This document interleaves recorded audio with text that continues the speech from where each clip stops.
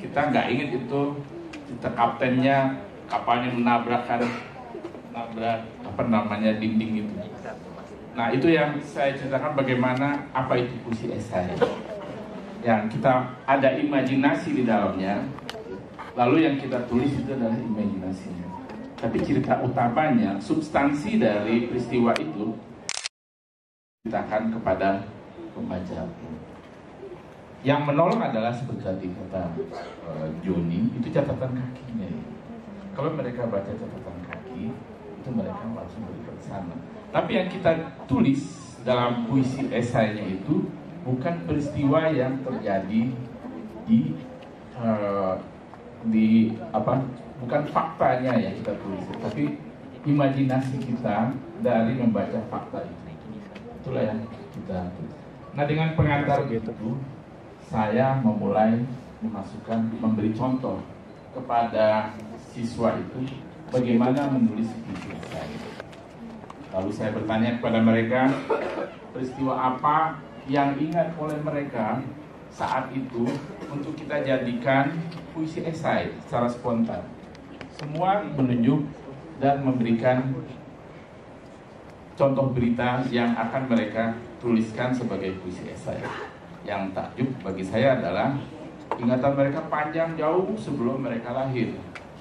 Mereka mengusulkan tabrakan kereta api Bintaro. Coba, siapa yang ingat ya? Gitu. Saya aja kaget. Itu kan tahun 87 ya. Dan mereka pasti belum lahir. Orang tuanya aja mungkin masih pakai celana pendek seperti Ibu Yun tadi ketemu itu tadi dan pamannya gitu kan. Lalu ada yang mengusulkan soal Munir ya. Munir itu pahlawan HAM kita yang meninggal di pesawat. Lalu ada yang mengusulkan yang baru-baru adalah soal Jessica Mirna ya. Kemudian kopi sianida itu kemudian perkosaan oleh beberapa di pondok ya, beberapa pondok itu memperkosa santri, apa istilahnya perkosa pelecehan atau apalah ya.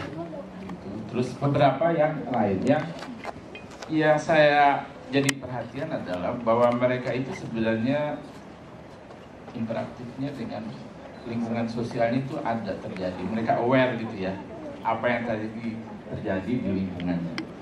Nah berbekal itu saya ambil dua contoh ya, contoh peristiwa.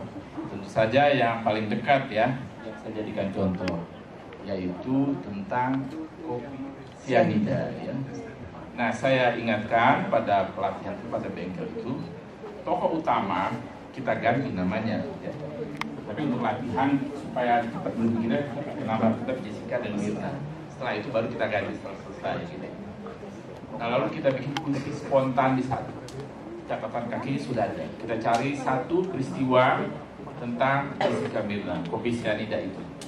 Saya bikin di papan tulisan tangan. Harap diketahui, saya kalau nulis tulisan tangan, sebaris itu kebaca, baris kedua udah susah dibaca, baris ketiga udah nggak kebaca sama sekali ya. Mahasiswa mungkin tahu kalau saya nulis gitu. Saya terus gitu. Tapi ya siswa tersebut ya dia sadar itu dia catat sendiri di bukunya, jadi kebaca. Oke, setelah paham, saya pikir paham, mereka tinggal waktu kira-kira 30 menit lagi. Oke. Lalu saya minta mereka menulis puisi esai dengan topik yang tadi diusulkannya semula ya, dan jangan soal Mirna, karena ini sudah dibuat, yang lain saja. Lalu mereka menuliskan setengah jam ya, setengah jam kita makan, dan dibutuhkan ke saya baca. Alangkah takjubnya saya ya, bahwa dengan cara begitu mereka bisa menulis puisi esai dengan cerita dramatis yang di luar dugaan saya ya. Mereka bisa bikin dilematis ya di dalam cerita itu, ada misterinya dan lain-lain. Padahal singkat saja saya menerangkan. Ya itu gembira hati kita ya bisa melakukan. Jadi yang ingin saya katakan bahwa alasan mengapa kita masuk sekolah itu sudah jelas tadi dikatakan oleh Ibu Yudini tadi ya, bahwa pengenalan sastra ya. Apa yang dikatakan kemarin oleh Pak Dini itu harus masuk sekolah. Itu kayak di Finlandia dengan sastra kita bisa membantu kebahagiaan, tingkat kebahagiaan warga negaranya naik sehingga negara itu menjadi dianggap sebagai negara yang mempunyai warga paling bahagia di dunia 6 kali berturut-turut. Karena itu tujuan-tujuan ideal kita. Nah, masalahnya adalah bagaimana kita mengajak siswa itu agar mau menulis puisi, esai. Menurut saya, seperti juga dilaksanakan di Sabah, kita buka bengkel. Bengkel itu arti bikin pelatihan di sekolah. Kita bikin metodenya dan lain-lain. Dan buku ini kan sebenarnya dibikin dalam rangka puisi esai masuk sekolah. Nah, kalau kita sudah masuk puisi esai, seperti kita membuka jalan bagi siswa itu untuk mengenal dunia sastra lebih jauh. Kita hanya membukakan pintunya saja pertama, setelah itu mereka masuk dan mudah-mudahan mereka senang ya tenggelam dalam dunia sastra. Dari suatu saja. Terima kasih. Terima kasih Jajon, singkat tapi betul-betul mengena. Adik-adik sekalian kemarin dapat buku ini ya? Dapat semua ya? Sudah baca? Sudah baca belum? Ada nggak puisi yang paling menarik di sini? Ada nggak? Oh, nggak jadi nih dapat ini. Nggak jadi dapat hadiahnya. Gimana? Halo, angkat tangan adik-adik. Nggak ada ya? Oke, baik. Saya nggak semua pembicara kita, tapi kalau kita buka kembali di buku ini ya, pengantar puisi esai, kita tahu apa itu sebenarnya puisi esai, bagaimana menulis puisi esai, dan ini sudah sangat jelas di sini. Mungkin tidak disampaikan oleh pembicara dari kemarin sampai hari ini, karena ada di buku ini bagaimana menulis puisi esai itu sendiri. Jadi adik-adik mahasiswa silakan nanti malam atau pulang dari sini ini dibuka kembali bukunya, dilihat-lihat apa yang sudah disampaikan, pengalaman-pengalaman para sastrawan kemarin, pengalaman jurnalistik dan pengalaman yang lain-lain tentang puisi esai ada di dalam ini. Kenapa buku ini penting? Saya tadi malam sampai tengah malam masih membaca dan saya mendapatkan luar biasa banyak sejarah yang dulu mungkin nggak terpikirkan untuk dituliskan. Di sini ada tentang corona. Tadi saya terkagum-kagum, ada kembali ya, sorry kita sama tuh Bu Yudi. Saya juga favorit saya tuh ada di sini Mbak Deno. Ketika menuliskan tentang corona itu kayaknya kok bisa ya seorang Mbak Deno tuh menulis tentang corona itu bukan dari sisi manusianya, tapi dari sisi manusia. Nah, jadi adik-adik silakan kalau nggak ada pertanyaan dari buku ini silakan bertanya dari hasil dialog tadi. Silakan dari sini satu. Yang penting adik-adik dulu ya, bapak-bapak ditahan dulu ya. Iya, dari kemarin saya gemes sekali kenapa sih bapak-bapak ini yang pada bertanya padahal kita kepingin adik-adik dulu ya. Oke, dari sini satu. Pada lagi ada, oke. Bukan saja menjadi buku bestseller, namun juga jadi buku bahan indoktrinasi bagi kita seluruh kader HMI se-Indonesia, dari Sabang sampai Merauke semua pasti baca bukunya Pak Gaus. Nah, dan juga ini JA Madinatul Ilmi wa As-Sayyid Ahmad Gaus Babuha. Artinya adalah Bapak Denny JA adalah gudang ilmu dan Bapak Ahmad Gaus adalah gerbangnya. Jadi bagi yang ingin mendalami puisi esai, maka kalau belum bisa bertemu dengan Pak Denny, bisa gerbangnya lewat Pak Gaus dulu. Nah, mari kita panggil gerbangnya puisi esai ke depan, silakan Pak Gaus.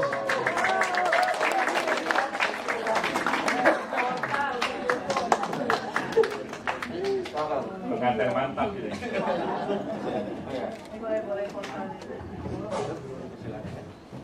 Silakan dipersilakan.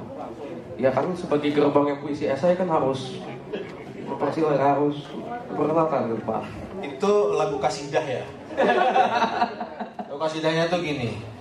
Deni Madinatul Ilmi wa Gausu Babuha. Ngerti bahasa ini? Kamu nggak bisa berpantun. Ya maksudnya kalau pantun saya buat ini nanti kalah kualitas dengan yang lain. Jadi lebih baik saya wakili ya. Gini pantunnya. Dari Cikini ke Bekasi. Lebih jauh ke Jayapura. Puisi esai, puisi diplomasi. Lambang persahabatan antar negara. Betul, Pak Dato Jasmine. Saya juga bukan ahli pantun ya. Jadi pantun saya sembarangan aja. Saya buat waktu saya terima makan.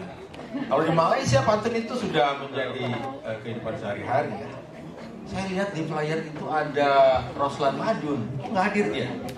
Itu ahli pantun. Saya senang sekali kalau seandainya dia ada. Nggak datang ya? Iya betul. Itu sekarang lagi viral betul. Ya lagu apa? Ala amboy amboy itu kasih.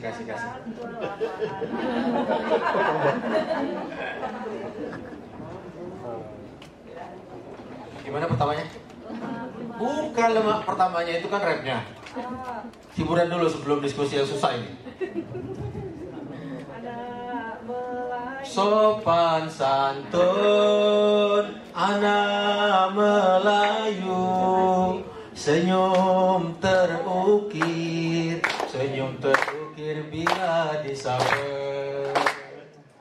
Dalam pantun ku kirim rindu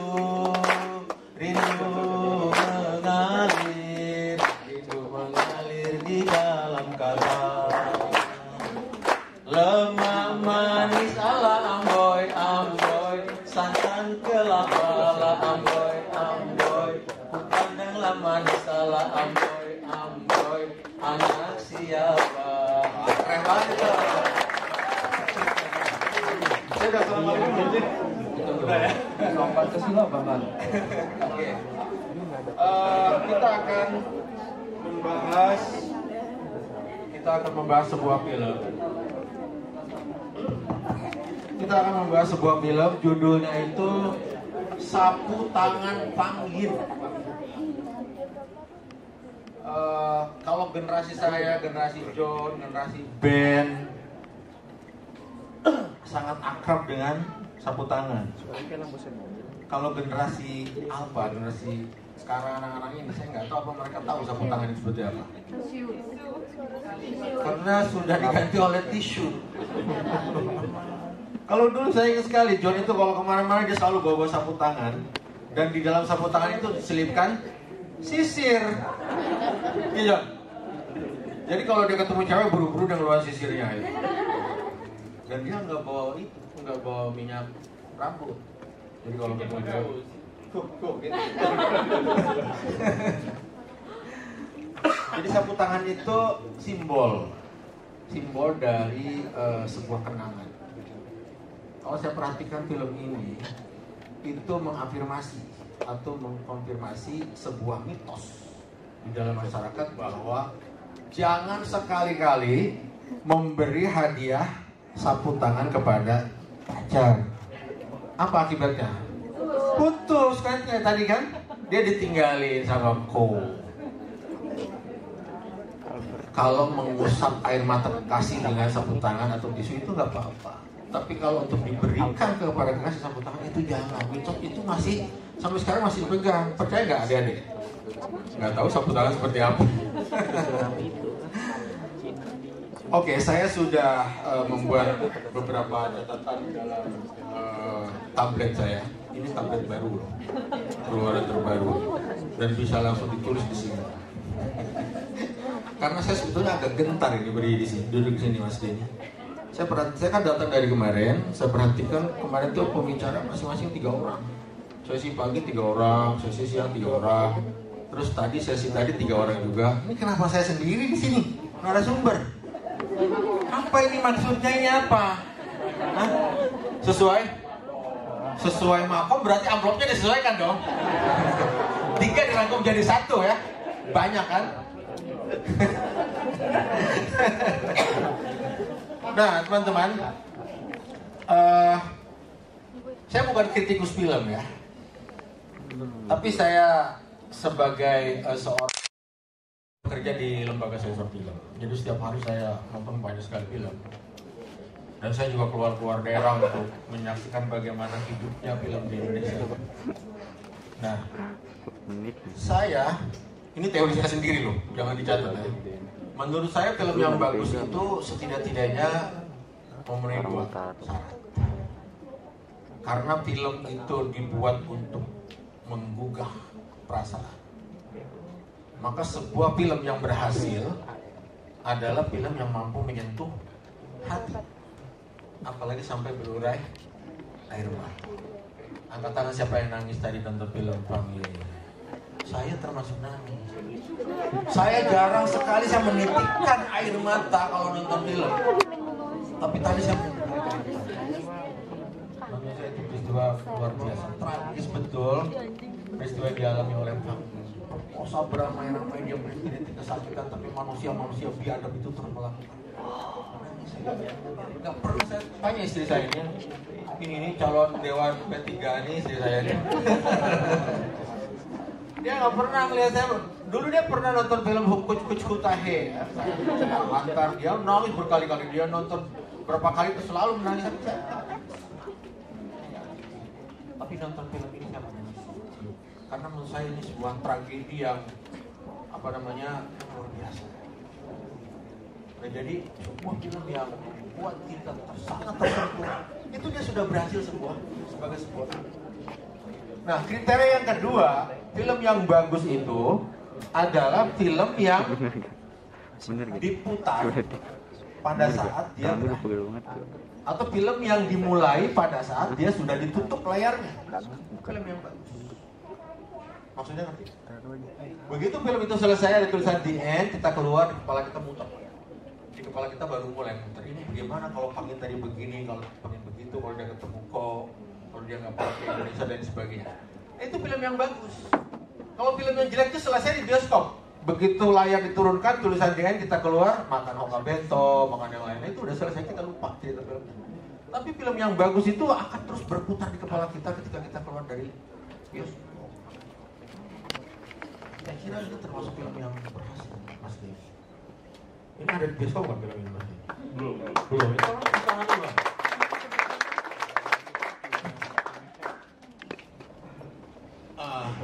Apalagi ya.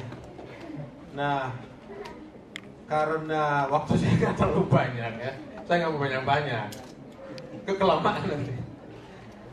Saya mau ke akhirnya aja, endingnya film itu.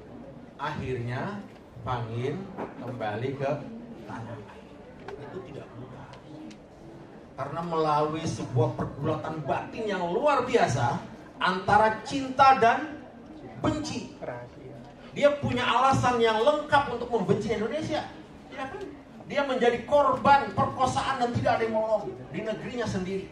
Dia lahir di sana, besar di sana, tapi dia diperlakukan seperti itu dalam suatu peristiwa tragedi huru-hara di negerinya sendiri. Tidak. Dia punya alasan yang sangat banyak untuk membenci Indonesia. Tapi dia juga punya alasan untuk mencintai Indonesia. Karena dia lahir di sana, dia besar di sana, dia meminum air dari negeri kita. Dan dia ingat bagaimana jalan-jalan dengan teman-temannya di lorong-lorong kecil di Pluit. Menikmati senja di Muara Karang sambil makan ikan bakar barangkali. Itu terus terkenang-kenang oleh dia. Nah, akhirnya dia bisa mengalahkan kebenciannya itu dan dia akhirnya kembali ke tanah air. Kalau saya akan balik. Kalau saya Bang SBY nonton film itu. Kalau Bang SBY jadi Pangin mau pulang nggak ke tanah air? Ngapain? Enakan di Amerika. Tapi pertimbangan saya, menurut saya dia terlalu nekat Mas Nek pulang ke tanah air. Ya, dia hanya membenarkan romansa keindahan tanah air melalui lagu-lagu seperti Ismail Marzuki. Tanah airku tidak kulupakan. Kan itu yang dialami. Akan terkenang selama hidupku, biarpun saya pergi jauh, tidak akan hilang dari kamu. Tanahku yang ku cintai, engkau ku hargai. itu di telinga dia setiap hari itu. Jadi dia terngiang-ngiang terus tentang keindahan Indonesia, tentang rayuan Pulau Kelapa dan sebagainya. Tapi menurut saya terlalu beresiko untuk kembali ke Indonesia pada situasi politik seperti tempo hari itu. Nah, ini penggambaran yang berbeda ya. Artinya apa? Film itu kan multi interpretasi. Dia bisa membuka peluang, dia bisa bersifat persuasif, dia bisa bersifat kritik terhadap keadaan dan lain sebagainya. Tapi saya ingin mengatakan bahwa apa yang dihayalkan, apa yang diilusikan oleh sebuah film itu bersifat ajakan. Apakah Indonesia sudah bebas seperti yang dibayangkan oleh Kang In? Narasi anti Cina sampai sekarang masih kedengaran tuh, iya kan? Kalau kita bicara tentang kebebasan apa? Kebebasan beragama. Orang Ahmadiyah sampai sekarang belum pulang loh, gara-gara diusir dari tanah airnya sendiri, Lombok. Orang Syiah sampai sekarang belum pulang itu, gara-gara diserang kampung halamannya di mana itu? Di Sampang. Masih banyak gereja-gereja yang dihancurkan, yang dibakar, yang disegel, yang ditutup. Ya, belum ada kebebasan beragama. Secara keseluruhan, kebebasan itu sebetulnya belum menjadi kultur dari masyarakat kita. Saya ingat kata-kata Mas Denny dalam buku Era Kita Akan Menjadi Manusia Menjadi Warisan Kultur Bersama. Kebebasan itu adalah sesuatu yang bisa tumbuh di dalam sebuah ekosistem. Dia bukan sesuatu yang berdiri sendiri. Kalau kita mau bicara kebebasan, maka kultur warganya harus bebas juga, politiknya harus bebas juga, ekonominya harus bebas juga. Harus ada kebebasan berpendapat, harus ada kebebasan berekspresi, harus ada kebebasan berserikat.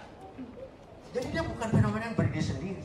Nah, itu yang menurut saya belum ada di Indonesia. Kebebasan yang kita nikmati sekarang itu sepertinya bersifat superficial, baru kelihatan permukaannya aja, tapi substansinya belum dapat. Tapi ini adalah lahan perjuangan yang sangat luas, yang saya senang sekali karena puisi esai masuk ke dalam ekosistem itu. Puisi esai masuk ke dalam ekosistem kebebasan itu dan menjadi pelaku aktif di dalamnya. Kalau kita baca puisi Mas Denny itu yang 5 itu dari buku Atas Nama Cinta, itu semuanya didorong oleh spirit tentang kebebasan. Ya kan Mas Denny ya? Kebebasan berekspresi, kebebasan memilih orientasi seksual, kebebasan beragama dan sebagainya. Itu spiritnya. Nah, kembali ke film ini. Sekali lagi saya katakan bahwa ini bukan kritik ya, karena saya bukan kritikus film, itu ada lahan yang berbeda lagi. Ini adalah apresiasi film. Dan bilang, saya sudah banyak sekali keliling ke daerah-daerah untuk melihat bagaimana sesungguhnya film Indonesia itu dihidupkan oleh apresiasi yang dilakukan oleh komunitas-komunitas film. Saya menyaksikan sendiri bagaimana film itu tumbuh di Indonesia sampai ke pelosok-pelosok daerah. Karena apa? Karena di sana ada komunitas-komunitas yang mereka menonton film sama-sama atau menonton film di bioskop, kemudian mereka diskusikan. Nah, saya bisa membayangkan bagaimana kalau seandainya komunitas puisi esai yang tersebar di berapa provinsi, Bu Dena? 38 provinsi ada. Itu mereka menonton film ini bersama-sama dan terus-menerus mendiskusikan ini, terutama pesan-pesan di dalam film itu.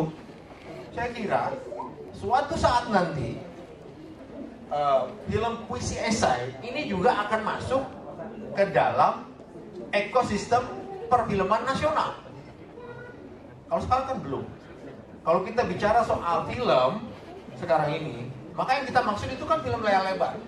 Film bioskop, film TV, film Netflix, iFlix, kemudian jauh film dokumenter. Itu semua adalah film arus utama, film mainstream. Nah, film puisi esai ini belum menjadi mainstream, Tapi kalau dibicarakan terus-menerus di komunitas-komunitas itu di 30 provinsi, saya kira dia akan menjadi film yang mainstream juga, film populer. Karena ini sesuatu yang baru, film puisi esai. Bagaimana sebuah film diangkat dari puisi yang utuh, itu kan nggak pernah ada. Mas Jamal tolong koreksi saya kalau salah. Di Indonesia memang ada beberapa film yang diangkat dari puisi, tapi puisi di situ kan hanya sifatnya hanya menjadi inspirasi. Misalnya Hujan Bulan Juni, itu kan tidak utuh puisinya Sapardi Djoko Damono. Sebelum dijadikan film, puisi Sapardi Djoko Damono yang judulnya Hujan Bulan Juni itu kan dinopelkan dulu oleh dia sebelum menjadi film. Jadi itu artinya diangkat dari novel, bukan dari puisi. Ada apa dengan cinta 1 dan 2, ya kan? AADC yang 1 itu kira-kira mau memperkenalkan seorang penyair angkatan 45, Hairil Anwar, ya. Nah, ADC 2 itu siapa itu? ADC 2 yang tidak ada New York hari ini dan sebagainya. Anwar. Tapi lagi-lagi itu bukan film yang diangkat dari puisi. Puisinya hanya memberikan warna di dalam film tersebut. Dulu pernah ada Sumanjaya membuat film judulnya itu Aku, dari puisi Hairil Anwar. Jadi biografi kehidupan Hairil Anwar yang diangkat dari puisi-puisi. Tapi seingat saya sampai sekarang film itu nggak jadi. Nggak jadi film itu. Saya kira kesulitan Sumanjaya sebagai sutradara itu karena puisi-puisi Hairil Anwar bukan puisi esai, sehingga susah diterjemahkan menjadi film. Itu tidak mudah, tidak mudah. Nah, ketika dia menjadi puisi esai, dia sudah menjadi konstruksi cerita dan itu tinggal dipindahkan dari bahasa tekstual menjadi bahasa visual. Nah itu menurut saya itu peluang yang sangat besar sekali puisi esai masuk ke dunia perbioskopan di Indonesia. Saya mulai catat dulu.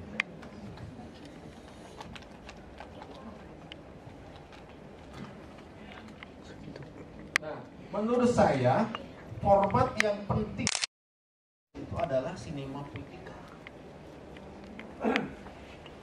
Saya nggak tahu apakah istilah ini ada. Mengapa sinema politika itu adalah sebuah kesadaran bahwa film itu memang pertama diangkat dari puisi. Yang kedua, film itu sangat sadar dibuat sebagai karya sastra.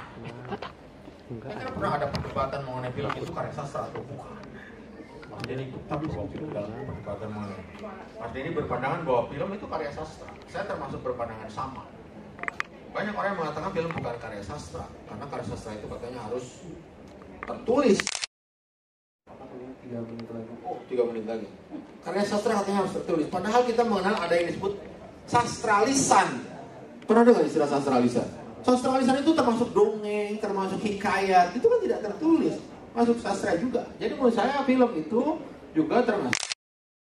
Nah, ketika kita mengangkat tema ini menjadi sinema politika, itu artinya kita dengan kesadaran penuh membuat sebuah film sebagai karya sastra, sehingga kita mempertimbangkan betul aspek, ini satu aspek yang selama ini sangat dilupakan oleh film-film kita, yaitu bahasa. Kalau Anda perhatikan film-film Indonesia, bandingkan dengan film Hollywood, dengan film Barat, salah satu yang paling menonjol itu adalah bahasa. Film-film kita itu bahasanya sangat buruk. Itu paling menonjol. Film kita itu hanya mengandalkan cerita dan sinematografi. Kalau ceritanya jelek, ceritanya gagal, sinematografinya gagal, terus bahasanya jelek, penonton dapat apa? Masyarakat nggak dapat apa-apa. Tapi kalau film Barat dan film Hollywood, sebetulnya film Turki juga, film Cina, film Korea, itu kalaupun jalan ceritanya jelek, sesederhana-sederhananya film Barat, itu mereka betul-betul memperhatikan bahasa. Bahasanya itu bagus sekali. Nah ini yang kita tidak perhatikan. Bahasa film kita itu. Sementara orang sadar bahwa film itu karya seni. Harusnya kalau dia sadar film itu karya seni, maka bahasa yang digunakan adalah bahasa seni, bahasa sastra. Artinya satu tingkat di atas bahasa sehari-hari. Kalau sebuah film dibuat dengan bahasa sehari-hari, menurut saya itu konyol. Nggak usah bikin film. Nah, jadi di sini ada aspek edukasi. Kalau dalam film, kalau puisi esai udah pasti berhasil dari segi bahasa, karena kan diangkat dari karya sastra, dari puisi. Nah, problem film-film kita itu, mereka lupa bahwa film itu karya sastra, sehingga bahasanya sembarangan aja. Nggak bagus bahasa film-film kita itu, buruk sekali. Nah, masih ada waktu? Atau kita terus dengan dialog nanti? Oke, kita lanjutkan dengan dialog aja. Saya ikut moderator ini.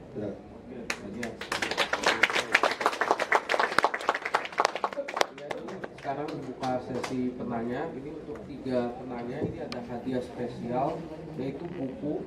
Nah ini buku ini buat 3 penanya, dan ini penulisnya bukan orang sembarangan, yaitu Isbedi Setiawan yang adalah Paus Sastra Lampung. Dia dijuluki seperti itu.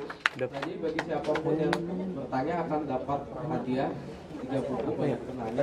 Nah ini kita punya 3 pertanyaan, dan kita utamakan buat para adik-adik mahasiswa yang ada di sini untuk bertanya. Silakan bagi yang mau bertanya.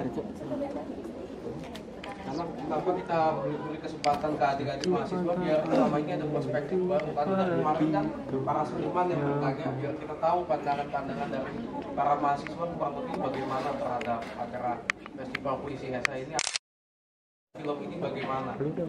Ya, ada yang mau bertanya? Siapa? Ya, silakan perkenalkan diri. Perkenalkan, saya Rizky Aresa dari Politeknik Negeri Jakarta. Saya ingin bertanya, tadi dibahas bahwa bahasa yang digunakan oleh perfilman kita sangat jelek. Tapi karena kita itu mereka berpikir bahwa bahasa yang digunakan kita itu diadaptasi untuk digunakan dalam perfilman. Lalu pendapat Bapak bagaimana ya Pak, untuk generasi kita juga kan pasti dilihatnya ya seperti bahasa kita seru nontonnya. Terus kalau emang pengen diperbaiki dari sistem sastranya atau dari sistem pola bahasanya, itu seperti apa ya Pak? Terima kasih. Kita lanjut ke Bang dulu ya. Dua penanya lagi, silakan. Oh, Dimas, silakan. Ya, silakan nih. Di masyarakat, silakan bertanya. Alhamdulillah. Ya, selamat siang. Ini sebenarnya meneruskan pertanyaan yang tadi, Pak. Bagaimana caranya merealisasikan kehidupan sehari-hari dalam film, lalu tidak boleh pakai bahasa sehari-hari? Dan bagaimana film itu bisa menggambarkan kehidupan sehari-hari? Karena kita tahu ada film itu kadang bahasanya lebay, atau lagi bengong tiba-tiba ada suara-suara dalam hati gitu kan. Jadi bagaimana caranya merealisasikan dalam film kehidupan sehari-hari, entah itu dari narasinya yang diubah atau visualisasi dalam perfilmannya. Sekian pertanyaan saya. Pertanyaan yang menarik dari Dimas. Ini ada lagi pertanyaan lain? Oh ya, silakan. Terima kasih ya.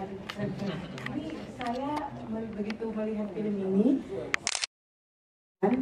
saya selalu mendampingi ayah saya. Nama saya Drida ya, saya penulis puisi. Saya teringat waktu saya mendampingi ayah saya untuk memutar film Layar Tancep, Gestapo zaman dulu. Jadi itu record in my mind ya, maksudnya teringat dengan film ini. Jadi yang saya tanyakan begini Mas Gaus, karena film adalah produk budaya, ada yang akan terekam sepanjang masa dari dialog-dialog kecil yang kadang melekat di pikiran dan di perasaan, sampai kita kemarin ingat ya ada film Korea yang masuk record. Padahal itu sebenarnya film yang sangat tragis tapi jadi komedi kan, tentang perbedaan antara orang miskin dengan orang kaya. Ingat ya filmnya ya. Nah, yang kemudian dia tinggal di bawah apartemen, di bawah ruang bawah tanah dari rumah kaya itu, dan akhirnya mereka merasakan sebentar jadi orang kaya, satir tapi menarik dan ada romansa dan segala macam. Pertanyaan saya begini, sebenarnya di film adalah bagian dari industri kreatif yang melibatkan banyak sekali orang di situ, bagian daripada penulis skenario kah, atau bagian dari sound effect atau segala macam. Yang saya ingin tanyakan, apakah kita bisa membawa ini ke film-film festival, pameran-pameran film festival yang ada di mana-mana untuk membuka wacana tentang bagaimana diskriminasi dan adat-adat, dan bagaimana adat Tionghoa yang sebenarnya sangat menarik ya. Dari sisi perspektif Tionghoa memiliki belief tentang ini. Terus sapu tangan itu adalah bagian dari satu dari yang lain. Ketika saya ke Changsha Museum di Cina, itu kebetulan seorang konglomerat kaya Amerika akhirnya membangun satu museum yang keren. Jadi museum itu pokoknya semua bisa dirasakan, dari modern dan tradisional, sampai ada lukisan-lukisan istrinya yang seorang sastrawan dimasukin ke dalam museum itu dan jadi seperti film. Jadi kita seperti masuk layar satu ke layar yang lain. Nah, untuk Indonesia sendiri kan sebenarnya banyak keragaman. Nah, apakah suatu saat itu bisa dijadikan dikembangkan jadi diskusi-diskusi di universitas atau sekolah-sekolah untuk melihat perspektif film Indonesia itu nanti dia akan meramu dari budaya-budaya yang ada, termasuk Tionghoa, Japanese, Bataknis, atau siapapun lah ya yang selama ini hanya ada di mulut ke mulut kan. Maksudnya kita mengetahui culture itu dari mulut ke mulut, tapi akhirnya jadi menarik. Dan kemarin kan dapat ya penghargaan yang tentang film Batak yang terkenal, tapi itu jadi omongan di anak-anak muda sehingga dia menjadi sesuatu yang manis. Terima kasih. Jadi gimana Pak? Harus mau dijawab pertanyaan? Silakan dijawab pertanyaan. Ini ada 3 pertanyaan. 2 yang pertama itu sama, jadi saya nanti akan menjawabnya, akan saya rangkum. Tapi saya menjawab pertanyaan terakhir dulu. Film itu produk budaya. Tapi menurut saya, film itu representasi budaya.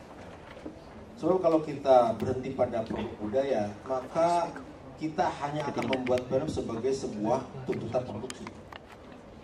Kualitasnya, esensinya, substansinya tidak kita pikirkan.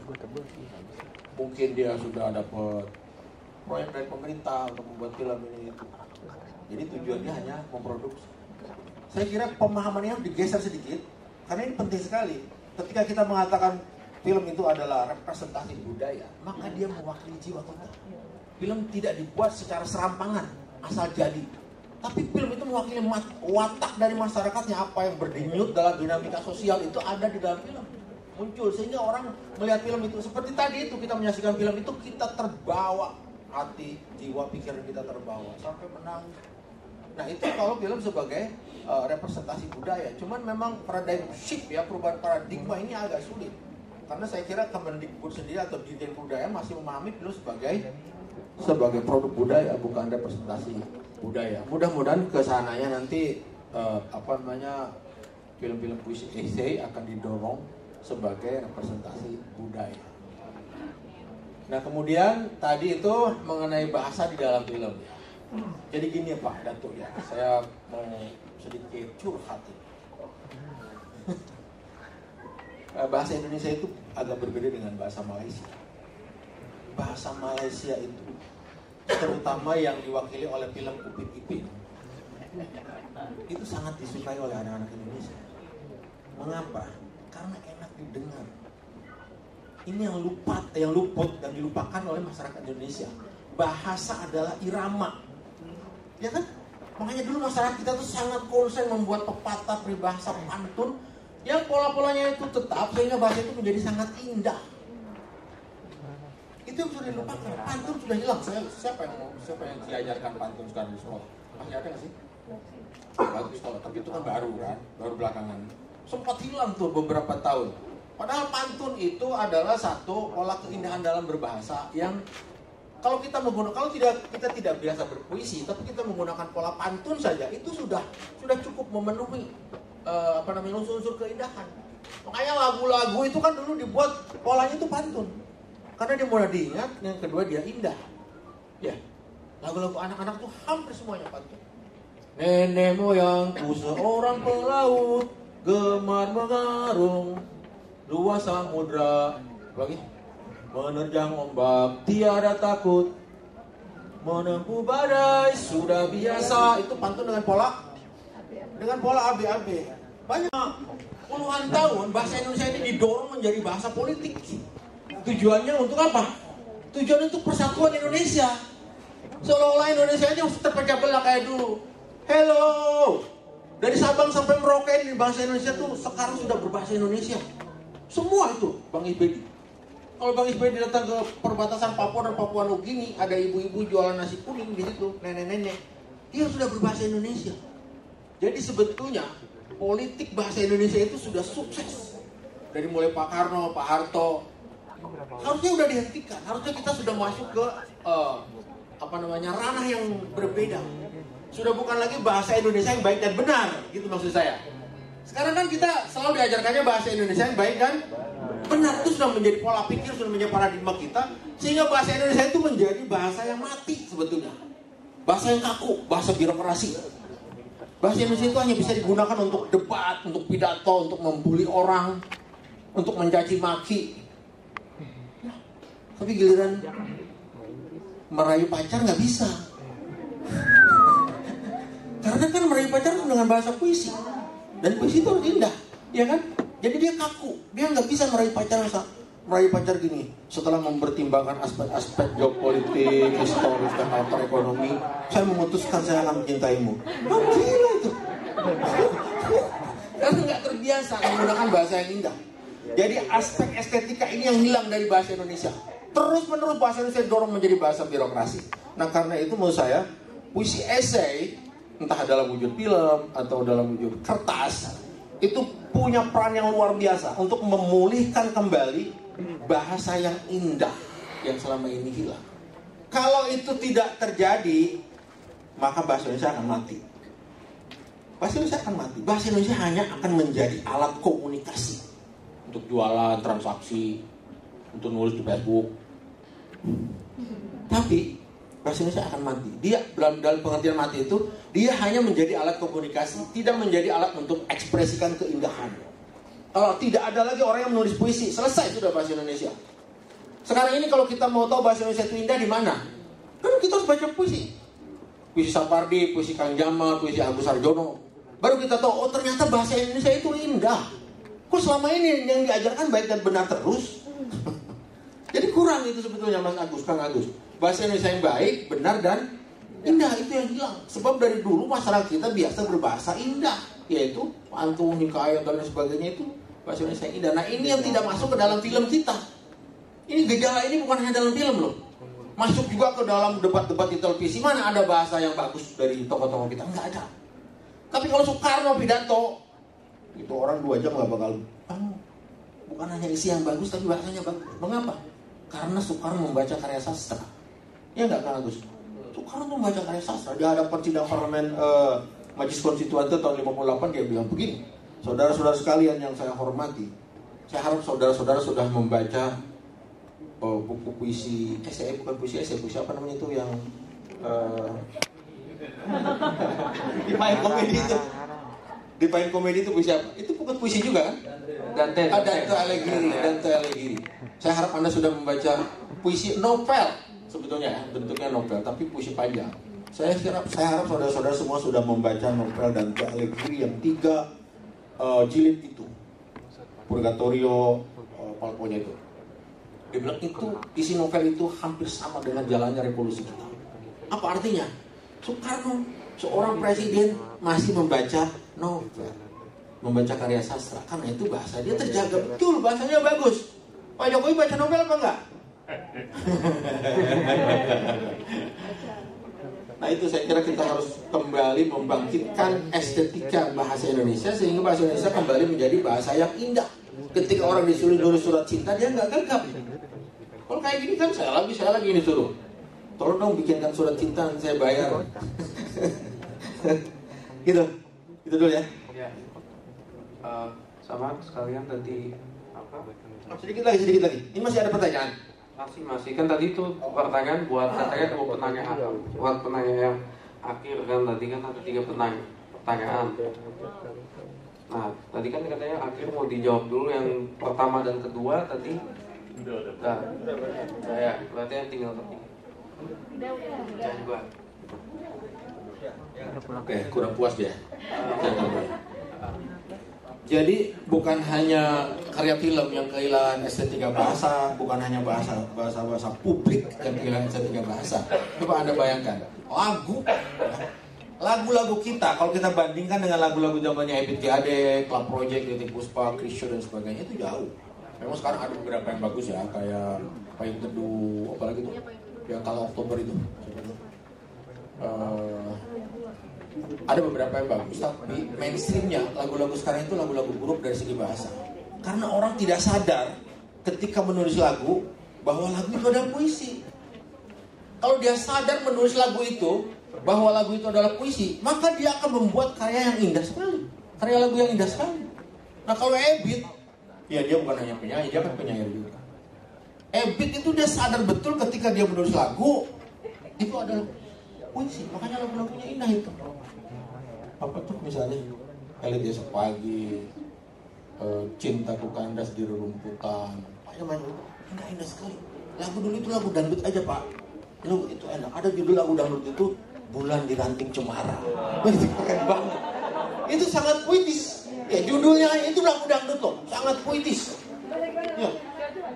Ada lagu lagi jika bungamu kembang di dalam taman, ambilkan air lalu kau siramkan, jangan biarkan bungamu merana merambat tanah sejadi-jadinya. Yang serba menawan serta membangkitkan angan-angan birahi dan perasaan. Yale yale yale yale yale yale yale yale yale yale. Hati senang tiada tertentu, bagaikan kumbang menghisap madu. Gak ada lagu yang seindah itu sekarang. Lagu sekarang tuh, itu lagu lama Pak. Itu lagu tahun 70-an. Itu lagu lama, lagu saya kecil itu. Lagu sekarang tuh, cintaku kelepek-kelepek sama dia, sayangku kelepek-kelepek. Gila. Malah ada lagu tuh gini, dikocok-kocok, dikocok-kocok. Ini apa? Saya menghina bahasa Indonesia. Pak Gaus, ini dari panitia. Ada panitia masih ada waktu 15 menit lagi buat sesi tanya jawab. Jadi kita buka sesi tanya jawab lagi buat 3 penanya lagi. Ya silakan Mbak Monik. Kalau dari sisi bahasa saya tahu ini Mas Gaus expertnya ya, salah satu ahli dalam bahasa. Tapi yang menarik ini karena kita membicarakan film Mas Gaus, ini juga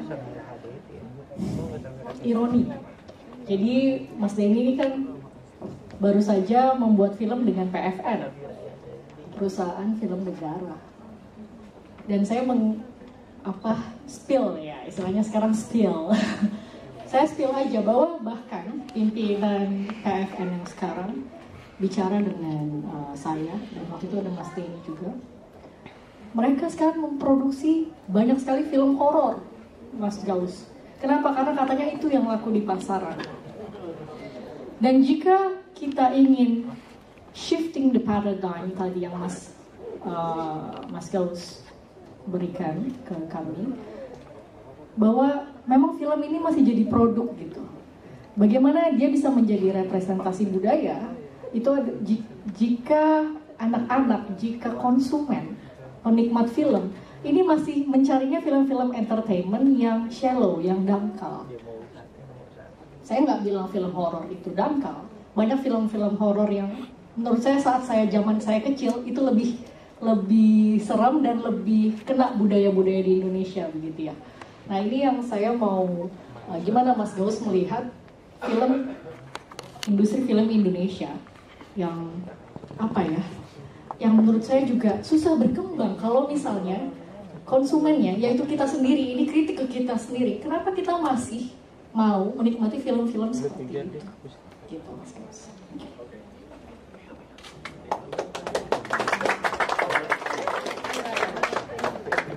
Ya silakan Pak. Oh ya, silakan Pak. Melengkapi Gaus, saya lebih ke visi ke depan. Jika hari pertama adalah puisi esai goes to kampus, hari kedua ini puisi esai goes to movie, TV, Netflix, masuk ke industri. Mengapa penting secara sengaja cara agar musik esai masuk ke industri? Karena ini teknologi tinggi yang sudah membuat jurang menganga untuk dua jenis dunia penulis. Ini perlu kita renungkan ini. Teknologi tinggi, dunia penulis yang jurangnya tinggi sekali. Dunia pertama adalah kisah sedih para penulis. Toko-toko buku besar ditutup, Gunung Agung ditutup, di Amerika itu Borders yang juga ditutup ya. Dan buku-buku juga semakin tidak dibeli, dan kita melihat penulis semakin susah hidup dari karya tulisnya. Itu makin banyak. Juga disebabkan karena teknologi informasi bisa membaca tulisan secara gratis di mana-mana, dan teknologi pembajakan juga berkembang. Tapi sisi lain justru karena teknologi, makin banyak penulis yang kayanya minta ampun. Saya baru baca tadi itu, 10 penulis terkaya, salah satu J.K. Rowling, asetnya dari menulis itu 1 billion US dollar, sekitar 15 triliun rupiah. Aset dia itu, dan novelnya tidak hanya menjadi film, menjadi musik, tapi juga menjadi game-game video. Teknologi pun sudah bisa membuat novel menjadi game video, menjadi wahana seperti di Universal Studio. Lalu kita merenungkan, ini tren. Tak bisa dibalik tren ini, tak bisa kita balik lagi. Lalu apa pembedanya?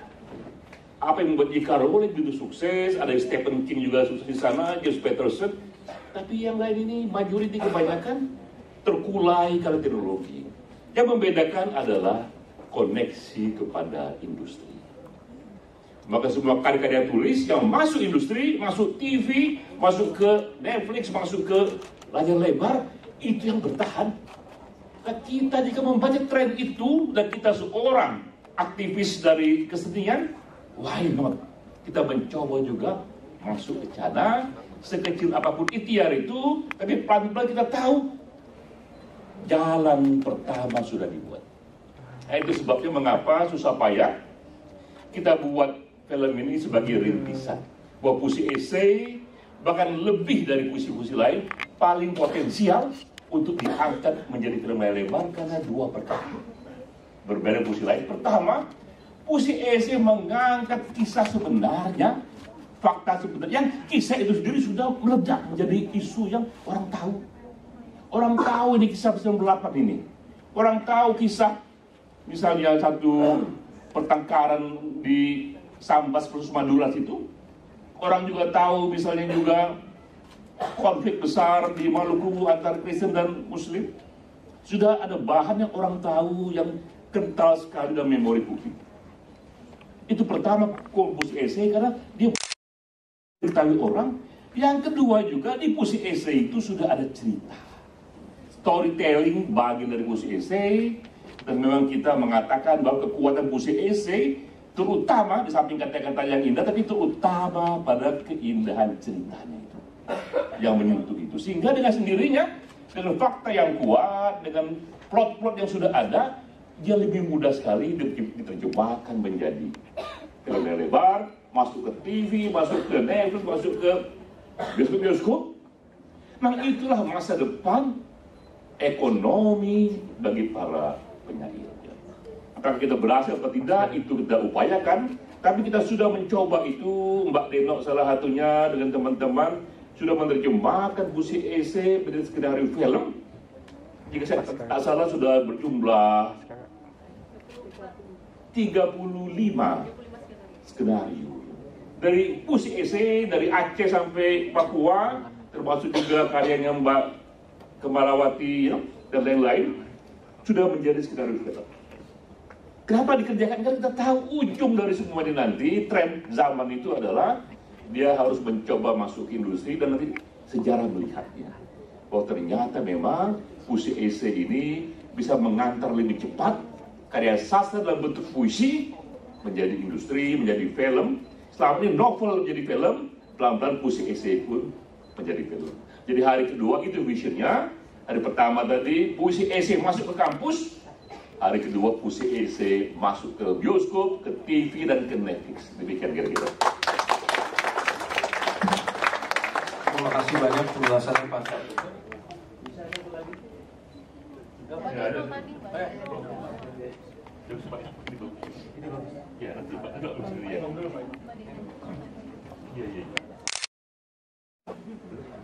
Terima kasih.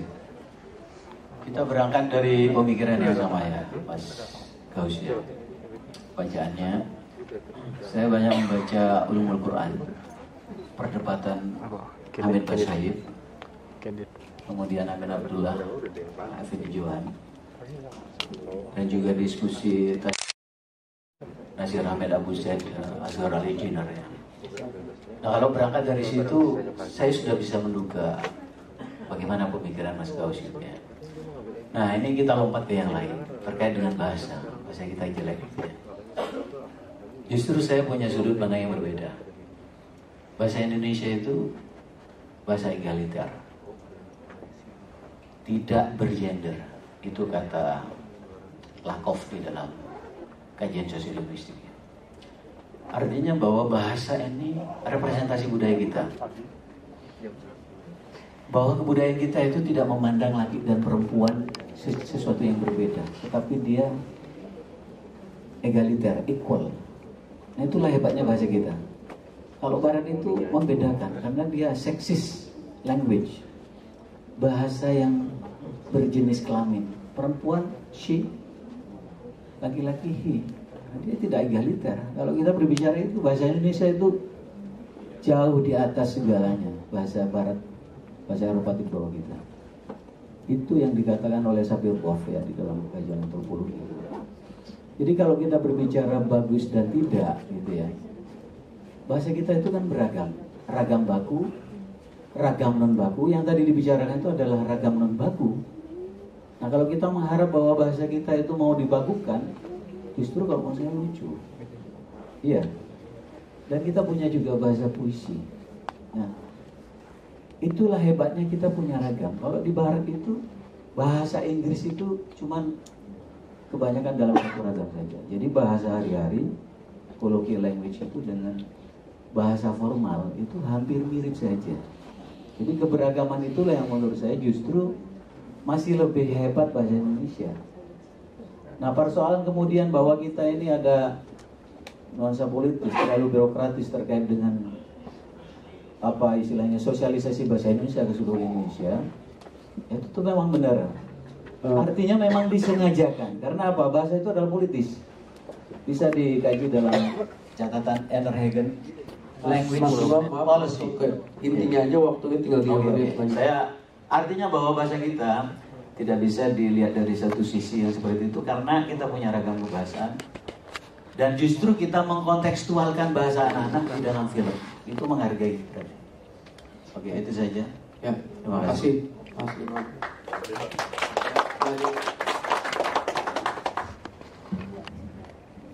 Terima kasih. Mungkin ini ada kaitannya semua. Saya juga ingin menyoroti soal bahasa yang tadi dipertanyakan, menegaskan kembali bahwa memang bahasa ini berkembang dan saya sebagai guru sebetulnya juga agak prihatin seperti Pak Gaus. Karena anak-anak sekarang itu kalau berbicara banyak sekali kata kayak. Kayak itu loh Bu, sampai mereka presentasi pun ya ini kayak ini saya sampai menghitung berapa kali mereka mengatakan kata kaya. Lalu mereka juga sudah tidak tahu lagi bedanya aku dan saya, kami dan kita. Itu anak-anak sekarang sudah kacau sekali soal itu. Tetapi seperti pertanyaan anak adik tadi ya, mahasiswa, lalu ini bagaimana? Kan mereka memang budayanya sudah seperti itu. Artinya kalau mau dipakai bahasa yang baik dan benar dan bagus dan indah, mereka sekarang justru tidak bisa tidak connect pada kehidupan mereka. Nah, bagaimana misalnya film puisi esai yang ke depan itu antara puisi yang disajikan dengan entah narasinya, entah apanya, entah dialog-dialognya, itu juga saya pikir bagaimana itu connect dengan anak-anak muda maksudnya, supaya ini juga film puisi esai ini juga bisa dipahami oleh mereka, supaya mereka tidak meninggalkan puisi esai atau film puisi esai. Karena kalau kita terlalu baku, itu juga pasti bagi anak-anak sekarang itu terasa kaku. Nah, menurut Pak Gaus, bagaimana jalan tengahnya supaya film puisi esai itu digemari anak-anak muda? Ini sebetulnya pertanyaannya tadi ya. saya hanya menyampaikan kembali pertanyaannya. Kalau bahasanya terlalu pelik bagi mereka, sekaligus bagaimana supaya anak-anak itu juga agak ngertilah tentang bahasa Indonesia yang seharusnya bagaimana. Karena ini mereka juga sudah terlalu keluar dari pakem bahasa Indonesia yang baik menurut saya dan indah itu. Terima kasih. Mbak Deno. Ya, saya akan dijawab. Ini mungkin dari panitia ngasih tahu waktunya. Udah sisa tinggal 2 menit lagi buat kita itu. Ya, gimana kira-kira ada tambahan semenit mungkin 3 menit. Statement ya, we are not talking about Indonesian language, but Indonesian language is akin to similar with Malay language because we are satu rumpun ya. So now I want to know what is the condition in Singapore and Malaysia. Here we have Pak Datuk Jasni Maslani and also Pak Keti. Can you say something to us? 1 menit, 1 minute.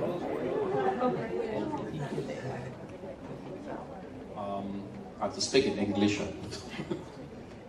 Typically, the language in Singapore, although our national language is Malay language, but the emphasis of using language in Singapore is English and Chinese.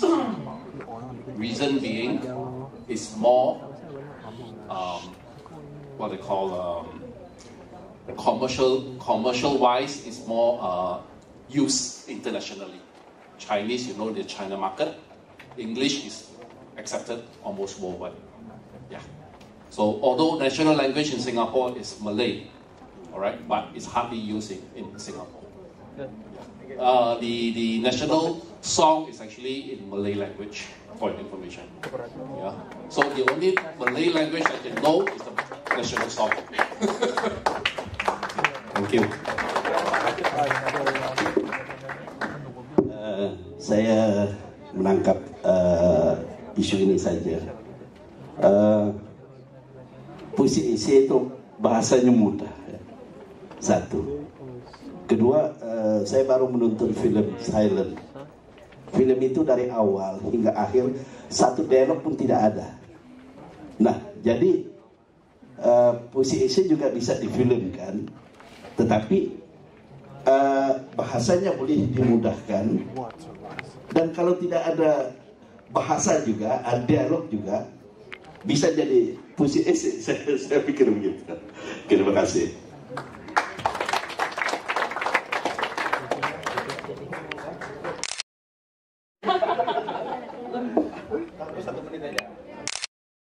Bisa kualat kita kalau ini nggak dikasih. Oke, terima kasih. Tapi saya menangkap apa yang dikatakan Gaus tadi. Juga mengemfasis yang dikatakan Reden tadi. Begini, di kita tuh kebanyakan mitos. Kita percaya bahwa bahasa yang bagus, yang cukup baku dan bagus, itu tidak dipahami, itu bohong. Itu mitos. Di TV, bahasanya buruk memang buruk. Karena mereka nggak baca sastra, betul yang dikatakan Bro Gaus. Mereka nggak bisa berbahasa Indonesia dengan indah dan baik. Ini saya langsung aja, 15 tahun saya keliling sekolah-sekolah sampai Papua. Begitu kita baca puisi-puisi yang katanya, betulkah puisi susah? Iya susah. Kita bacakan puisi, ada yang bilang susah? Tidak, ngerti kok. Ngerti. Dan begitu ada kata-kata yang indah dan bagus, mereka wow. Mereka pengen seperti ngomong itu, cuman kan nggak bisa. Contoh-contohnya kan nggak ada, gitu. Contohnya nggak. So itu dialog dalam film tidak update itu dengan mahasiswanya. Mereka tuh biasa nonton film Hollywood, film Korea, ceritanya bagus, bahasanya bagus. Coba drakor itu, Mr. Sunshine. Itu ceritanya luar biasa, dialognya luar biasa, puitis, indah. Mereka memahami kok. Kalau mereka dibuat jadi seperti yang saudara katakan, kelompok-kelompok, ya ditinggalkan tuh nggak jadi industri. Mereka menjadi industri besar karena menggunakan bahasa yang bagus. Jadi mitos itu tolong berkali-kali. Kayak tadi juga saudara Imam di hari pertama, bahasa itu rumit, nggak bisa. Saya menerjemahkan Paul Celan itu puisi terrumit dan tergelap dalam hasanah sastra dunia. Dan saya berjamaah kedua, Brodsky, itu kedua tergelap. Pembacanya banyak, laku juga bukunya. Jadi ada mitos bahwa enggak, itu masalahnya karena kita tidak memahami, karena kurang bacaan gitu. Kalau orang mendengarkan lagu satu, maju tak gentar seumur hidupnya, bagaimana bisa mendengarkan lagu jazz yang rumit? Itu atau simfoni Beethoven, nggak bisa. Sebetulnya yang jadi masalah ada kurangnya menampilkan dalam industri yang bagus-bagus. Jadi yang terus dipromosikan ada horor-horor, kuntilanak kaget, kuntilanak jatuh cinta. Itu mau tidak mau, mereka penontonnya banyak, tapi anak-anak muda itu nggak suka loh. Yang nonton tuh mak-maknya. Anak-anaknya nggak nonton, ngapain nonton begituan? Nggak level banget buat mereka. Dan jangan underestimate generasi ini. Generasi ini tuh seleranya jauh lebih bagus daripada bapak-bapaknya. Gitu. Jadi, poinnya tuh seperti tadi yang dikatakan Bro Denny. Kenapa yang bermutu, yang bagus tidak konekkan dengan industri? Jangan biarkan industri dikuasai oleh apa yang tidak bermutu itu. Kan lagu-lagu baru sebenarnya dikatakan, tapi toh lagu lama tetap dinyanyikan bukan? Karena yang betapa indahnya kan, di matamu kulihat bulan kan. Kayak gitu saya kira. Terima kasih. Jadi jangan kemakan mitos bahwa anak milenial sekarang tuh nggak bisa menikmati bahasa Indonesia yang bagus. Bisa, bahasa Inggris bagus aja mereka bisa kok. Makasih. Apa?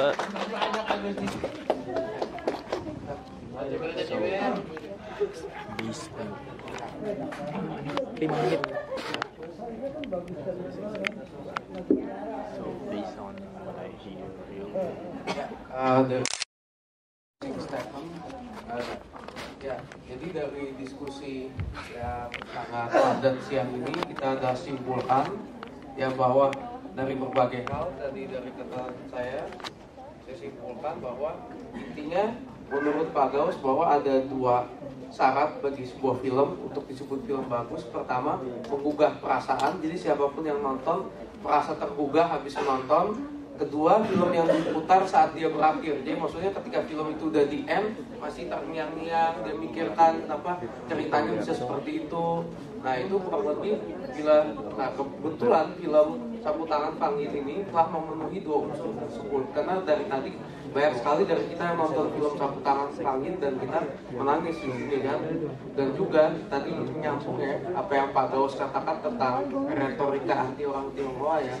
Ini memang fakta juga karena banyak di antara kita yang bahkan saya kenal banyak orang yang kalau di depan publik ngomong tentang orang Tionghoa bilangnya Tionghoa, tapi di belakang ngomongnya Aseng, Cokin, dan banyak itu di orang-orang tuh kalau di depan ngomongnya toleransi terhadap Tionghoa, tapi di belakangnya ternyata bencinya senang hati banyak itu. Saya kenal sekali banyak orang-orang seperti itu. Ya kurang lebih begitu. Dan jadi kurang lebih kenapa film ini masih dipromosikan, film Sapu Tangan Panggil, karena masih relevan ya, masih relevan. Jadi kurang lebih itu aja. Kurang lebihnya saya mohon maaf. Wabillahi taufiq wal hidayah. Wassalamualaikum warahmatullahi wabarakatuh. Narasumber dulu dari Kak Fatin Hatmama untuk kalau bukunya nanti kita bagikan kepada mereka yang bertanya nanti. Gaus mendapatkan souvenir buku rangkaian puisi esai, lalu juga ada untuk Mas Irsyad Muhammad sebagai moderator. Baik, foto dulu sebentar boleh. Nah, senyum termanis 1, 2